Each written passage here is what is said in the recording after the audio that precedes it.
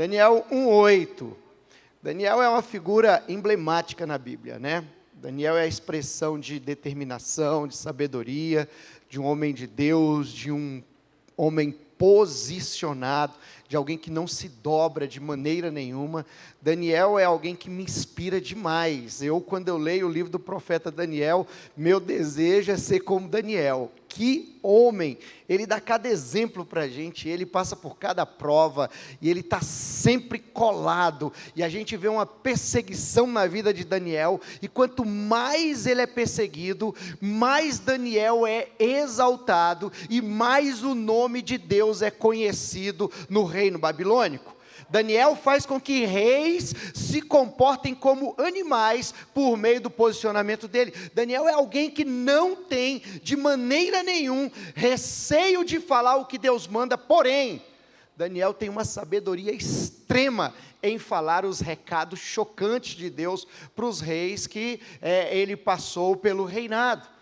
Então preste bastante atenção, que eu acredito que Deus vai falar alguma coisa com você, no que diz respeito à formação da sua estrutura. Como diz Paulo Smith aqui, Deus, Ele quer te ver próspero, mas estava conversando ali com a pastora Jéssica, e antes de Deus olhar para os seus resultados, Deus vai olhar se você está refletindo a sua imagem e a sua semelhança. Antes de Deus olhar para o que você está conquistando, Deus vai olhar para você, para ver se você está andando em temor, andando em santidade, andando nos seus valores, se você está amando o que Ele ama, pensando o que Ele pensa, fazendo o que Ele faria. Deus está mais interessado em ver a imagem dEle sendo refletida na terra por meio de você, do que segundo o que você pode produzir. Deixa eu falar uma coisa. Talvez a única coisa que as pessoas verão de Deus neste mundo vai ser o nosso comportamento. Então, se você não crê que Deus está em mim e que eu estou em Deus, creia pelo menos pelas palavras que vos falo. Não é isso que Jesus fala para Filipe? Pelas obras, né? Mas eu estou falando agora pelas palavras. Então preste atenção. Abra a sua mente e guarde o seu coração. Daniel 1:8 diz assim: resolveu. Quando a pessoa fala resolveu, a equação está fechada. Resolveu Daniel firmemente não contaminar-se com as iguarias do rei. Em alguns textos, algumas tradições, vai dizer assim, determinou, que essa é a palavra-chave que eu quero explorar nessa manhã aqui com você. Determinou Daniel, em seu coração, não se contaminar com as iguarias do rei, nem com o vinho que ele bebia. Então pediu ao chefe dos eunucos que lhe permitisse não se contaminar. Daniel é alguém que entra num território totalmente estranho, só que Daniel entra completamente imunizado. Você precisa de desenvolver imunidade sobre os seus pensamentos.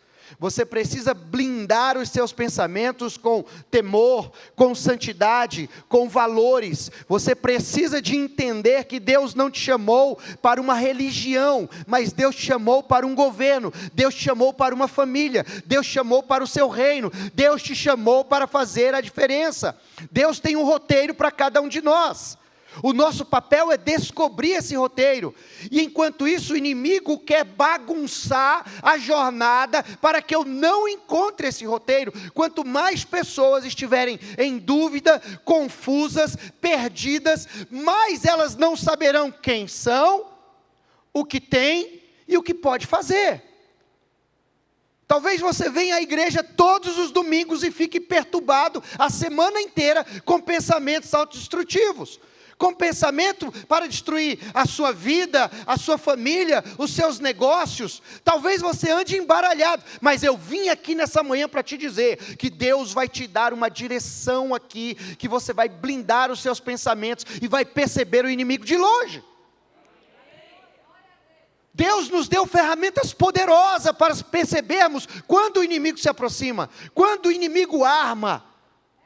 Daniel é um cara extremamente sensível, você sabe por quê? Porque ele sabia o que fazer. Se eu sei o que fazer, eu vou saber quando entrou algo na minha vida que não é o que eu tenho que fazer. É fácil, uma visão de futuro clara destrói a confusão. Quando eu tenho uma visão de onde eu posso chegar, eu vou identificar facilmente o que entrar no caminho para me atrapalhar.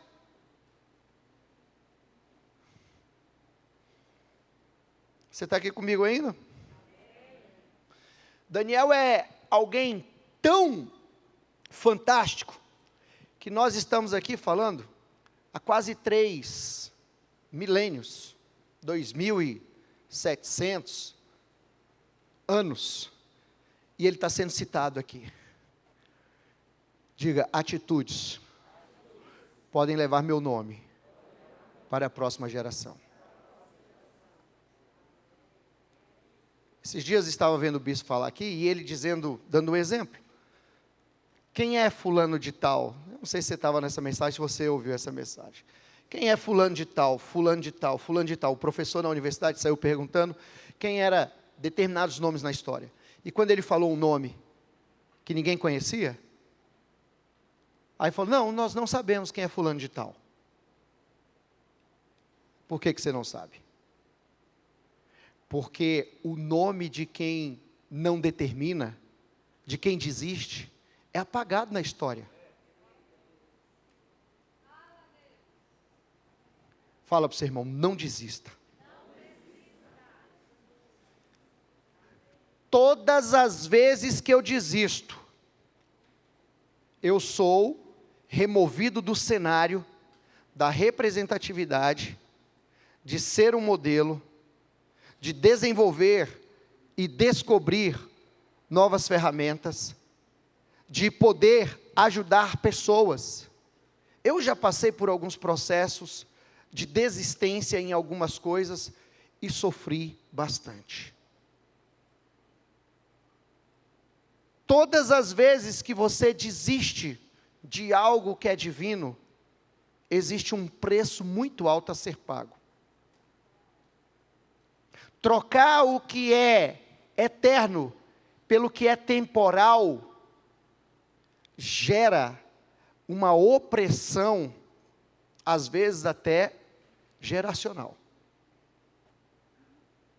Quando nós lembramos de Esaú, nós lembramos de Esaú por meio de alguém, como modelo de alguém que trocou aquilo que é eterno por algo temporal. Quando nós lembramos de Daniel, nós lembramos de Daniel voltado para a sabedoria, voltado para determinação, para um modelo, um arquétipo. No que eu estou me tornando? Eu estou fechando um ciclo de tempo, porque veja bem, não adianta o ano virar e eu continuar com a mentalidade do ano passado. Não adianta virar para 2021, para a próxima década, e continuar pensando com a mesma mentalidade de 2010. Você sabe por que as pessoas se prendem em si mesmo? Porque elas não conseguem resolver internamente seus problemas.